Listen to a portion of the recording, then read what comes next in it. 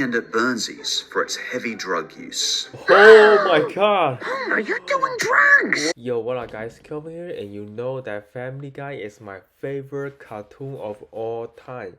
But I gotta admit, Simpsons is catching up. I actually like Simpsons, they are pretty good. So today we're gonna be reacting to top 6 censored Simpsons episodes. Hope you guys will enjoy it, and make sure to give this video an early thumbs up. It really help out the channel. And yeah, let's get right in with the show. I just want to say, please look after yourself in this very difficult time. We may all be apart, but we're in this together. Howdy. You know, there were a pocket full of Simpsons episodes that weren't always well received around the world. Sometimes the episodes were heavily censored or outright banned in some countries. So let's chat about something kind of obscure and fun. Let's check out the 6 censored or banned Simpsons episodes. Also, I'm certainly not saying I agree with these being banned or censored. I mainly just want to explore how or why they were censored. But I'll try and give a bit of my personal opinion as we go through. And thank you to Raycon for sponsoring this video. Later on, I'll talk a bit about the nice experience I had with them. But for now, on to the countdown. For number 6, Weekend at Burnsies for its heavy drug use. Oh my god! Homer, you're doing drugs! Whoa. I remember when Weekend at Burnsies first hit Australia. They immediately flagged it as adults only, and I had to stay up super late to see it. The UK took one step further and refused to air this episode at all for several years. The reason? It was seen by some as glorifying drug use. Let Daddy see and hear magical things you will never experience. As you might remember, crows end up attacking Homer, causing him excruciating pain as they peck at his eyes. Other parts. Oh no! Oh, that's a terrible nightmare. So he's prescribed medicinal marijuana. Yeah, I realize I'm pronouncing it wrong. I just think that's a more fun way to say it. Like champagne or onions. But isn't marijuana or dope illegal? Only for those who enjoy it. Medical use of marijuana is legal in this state.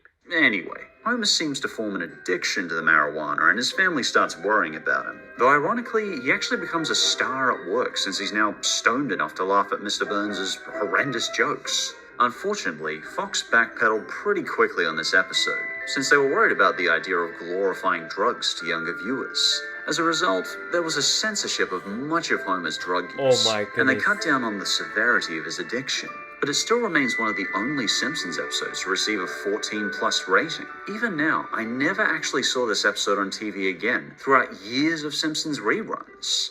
It wasn't until I hunted it down on DVD that I even got a second chance to see it. The ending particularly is really funny, and it's actually one of my favorite season 13 episodes, but it's much harder to find on TV.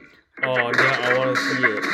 And for number 5, Money Bart for the Banksy couch gag. While an episode about Lisa getting good at baseball through statistics didn't really stick with me that much, it had perhaps the most brutal, confronting, chilling couch gag I've ever seen in the entire series. In case you'd like a refresher, we're confronted by a massive Korean sweatshop.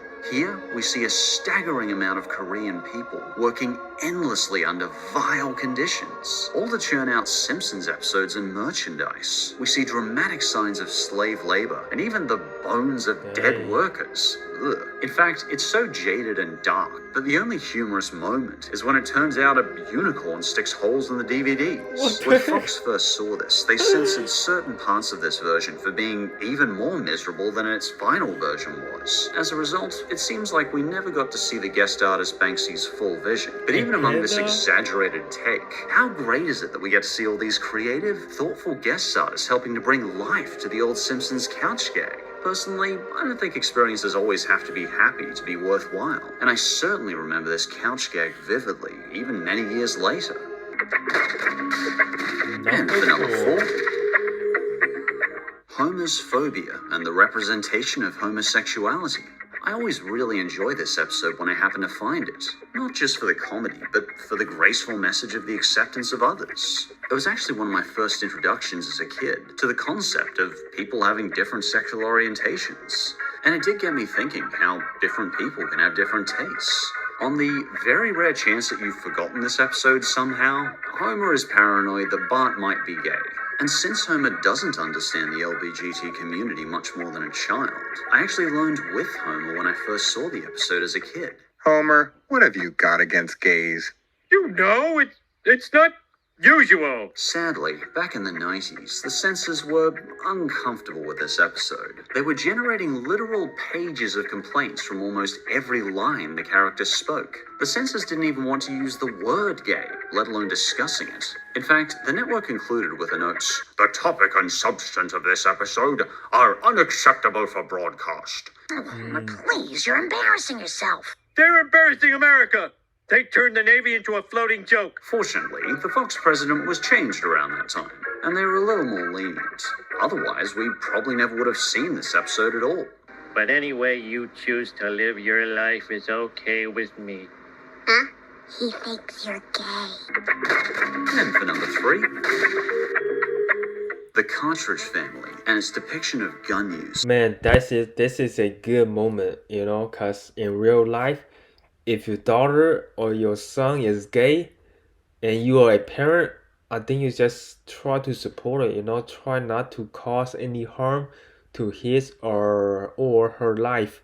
That's what I would do. I don't know about you guys, but definitely is the right choice, I guess. The Cartridge Family and its depiction of gun use. Whoa, careful there, Annie Oakley. You don't have to be careful. I got a gun. This was a memorable episode, alright, and at times it can be pretty uncomfortable. The challenge of gun control has often been a touchy, controversial topic in society. So when Homer does get a gun and completely abuses the weapon, the censors were more than a little jumpy. Potentially dangerous? Relax, that just limits you to 3 handguns or less. Woohoo! There were 2 portions in particular that caused a lot of controversy. One is where Homer straight up points a gun in Marge's face, Okay, open your eyes. or where Bart aims the gun at Milhouse while playing. And, well, yeah, Dang. both as a kid and even now, I personally found it pretty ugly seeing Homer pointing a gun at his wife. It is very, very disturbing. You know why? Because sometimes a kid might be watching Simpsons, you know, it's a cartoon. Even though it's made for adults, I bet kids are also watching it, and when they see that he is pointing a gun at an apple or a person, the kid might start doing it the same thing too.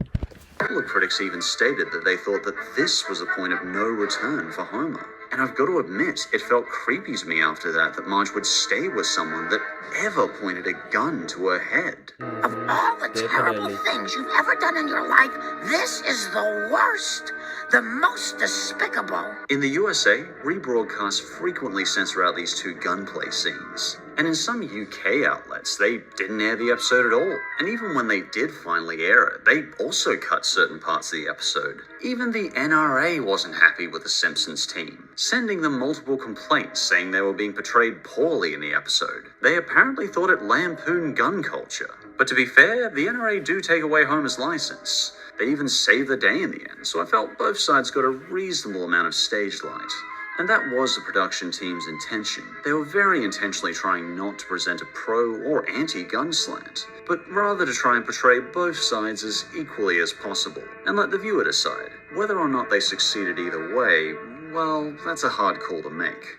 See you in hell, dinner plate. And for number 2, Blame It on Lisa, and its depiction of Rio, Brazil. You might remember this one as the episode that Homer's kidnapped and held at ransom by criminals in Rio. I've sent a ransom note. If your family wants to see you alive again, they would be wise to pay. And as you might have guessed, Rio wasn't very happy, particularly the tourist board of Rio. In fact, they were so mouth-foamingly furious, they even threatened to sue the show, and the Brazilian government was backing them on this. In their words, they were suing the show for damaging the international image of the city. A media frenzy began in Rio after it was released. Critics were upset by both the cliches and some of the stereotypes not even related to Brazil. Like, why did some Brazilians have Spanish accents? I was just distracting you while my children robbed you. You can protect her forever, you stupid lady. And apparently, songs like the Macarena weren't even local or relevant in Brazil. Luckily, the First Amendment of the United States protects parodies, so the Simpsons team's lawyers managed to encourage the Rio Tourism Board to back off. But I can certainly get where they're coming from. I mean, Yeah, for sure. I feel like Simpsons need to do their homework before making an episode about Brazil. Obviously, they didn't do their homework, and the people there just not that happy about it, you know? Rio was painted as a place of crime, filth, slums, rat infestations, and a whole lot of sexual references. Oh my God. As a result, James L. Brooks issued a full apology to Rio. I guess the Rio tourism board had cooled off by then, as they dropped their lawsuit completely. But it's still a very rarely aired episode due to this controversy. And before we get to number one, let's go through some quick honorable mentions. Wild Barts Can't Be Broken and the Washington Sniper. Look at those rats get into my car! This episode was shelved for some time due to, well, severely bad timing, and due to the incredibly tragic events at the time. Without going into too much detail, there were some horrible Washington sniper attacks in 2002. Basically, during Wiggum's police-enforced curfew, Mo announces that sniper at the All-Star was a blessing in disguise, while Wiggum announces that any child found outside after dark will be shot. Understandably, these lines were seen as pretty twisted after the sniper attacks, so the episode was postponed for some time. 30 minutes over Tokyo and the seizure scene. Alright. Oh man. Though Japan was, just in general, pretty upset over this episode and how its country was depicted, to the point where not only would they not air it, but they wouldn't even include it in the Japanese DVDs. Well, obviously, they didn't like much of the episode's stereotyping of Japan. The scene they disliked the most was where the family gets seizures from the Japanese cartoon.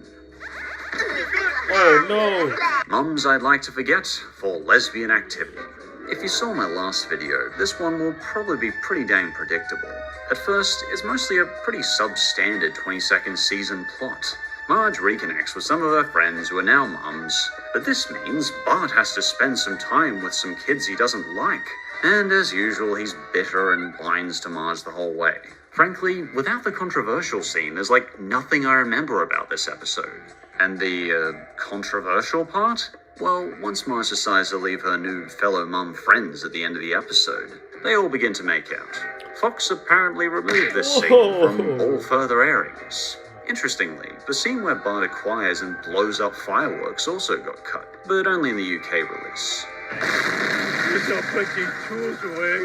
Cape Fear and jokes banned in Germany. I don't necessarily know if you'd remember this part, because it's such a small side scene at the start of the episode. In a very tiny segment at the start, McBain does some weak stand-up material and slanders homosexuals. That is some outfit, Scoey. It makes you look like a homosexual. Germany didn't take too kindly to this, and for many years, Germany didn't air one of the greatest episodes of all time. I'm surprised they didn't just start the episode 10 to 20 seconds later.